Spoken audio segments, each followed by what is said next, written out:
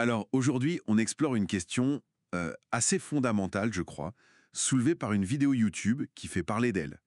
Le titre, c'est «Les hadiths vont-ils provoquer la chute et la fin de l'islam?» Cette vidéo, elle se penche sur le rôle et surtout la fiabilité des hadiths en islam. Notre but, c'est de décortiquer un peu les arguments clés qu'elle présente. Pour commencer, la vidéo fait bien une distinction, essentielle d'ailleurs, entre le Coran, vu comme la parole divine directe, et puis les hadiths. Eux, ce sont des récits humains sur ce que le prophète Mohammed aurait dit ou fait. Et ça, d'emblée, ça pose la question, quelle place ont vraiment ces hadiths? Tout à fait. Et la vidéo met le doigt sur ce qu'elle décrit comme un vrai dilemme pour les musulmans. D'un côté, on a le Coran qui donne des ordres clairs, la prière, la salate ou le pèlerinage, le hajj, mais sans forcément décrire le comment faire dans les moindres détails. Ces détails pratiques, justement, on les trouverait où? Dans les hadiths. Donc, comme le dit la vidéo, si on met de côté les hadiths, Ça devient compliqué d'appliquer le Coran au quotidien, c'est ça? exactement, ça rendrait l'application concrète très très difficile. Ok, ça c'est le premier point du dilemme. Mais alors, si on les accepte, ces hadiths, qu'est-ce que la vidéo pointe comme problème? Selon l'analyse de la vidéo, la question de la fiabilité. Elle affirme que même les recueils jugés les plus sûrs, les fameux Sahih, ceux de Bukhari, de Muslim, réputés très rigoureux sur la vérification des chaînes de transmission, Oui, oui. même eux contiendraient des contradictions, des trucs factuels. L'exemple principal donné, c'est l'âge de la mort du prophète. Apparemment, il serait rapporté différemment, 60, 63, 65 ans. Ah oui.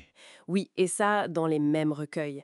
Parfois même les rapporteurs se contredisent eux-mêmes d'un récit à l'autre. Et la vidéo, elle écarte les explications classiques, genre c'est une approximation ou c'était pas les mêmes calendriers. D'accord. Cet exemple sur l'âge, il est assez marquant dans l'argumentation présentée. Du coup, ça amène une question assez logique, que la vidéo pose d'ailleurs. Si ces recueils, même les plus respectés, ont ce genre d'erreurs qu'on peut vérifier, Oui, comment être sûr alors de la fiabilité du reste? Je pense aux instructions pour la prière par exemple. La vidéo parle aussi de variations dans les formules de prière, c'est ça? Elle se demande si c'est des options valides ou juste des erreurs de copie, quoi. c'est exactement ça. Et la vidéo va plus loin, elle pointe une autre tension. Elle décrit une approche qu'elle juge pas très cohérente chez certains croyants, ceux qui, disons, prendraient les hadiths pour la prière parce que c'est pratique, Mhm. mais qui rejetteraient d'autres hadiths. Des hadiths qui viennent pourtant des mêmes recueils, ça y est, parce qu'ils sont jugés plus difficiles aujourd'hui. On parle de châtiment corporel ou de la peine de mort pour apostasie. D'accord, je vois. La vidéo appelle ça une approche sélective, du cherry picking, un manque de cohérence selon elle. Et au-delà de ces questions de cohérence, de morale même, est-ce qu'il y a d'autres critiques? Sur un plan plus scientifique peut-être? Oui, oui, il y a un hadith précis rapporté par Bukhari qui est mis en avant. Il décrit le soleil qui, après son coucher, irait se prosterner sous le trône de Dieu. Ah, Et là, l'analyse de la vidéo dit ça ne colle pas du tout avec ce qu'on sait de l'univers.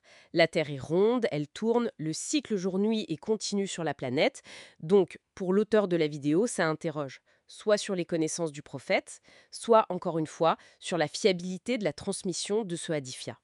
d'accord. Bon, alors si on essaie de résumer un peu ce qui ressort de cette analyse vidéo, elle semble dire que les musulmans sont face à un choix.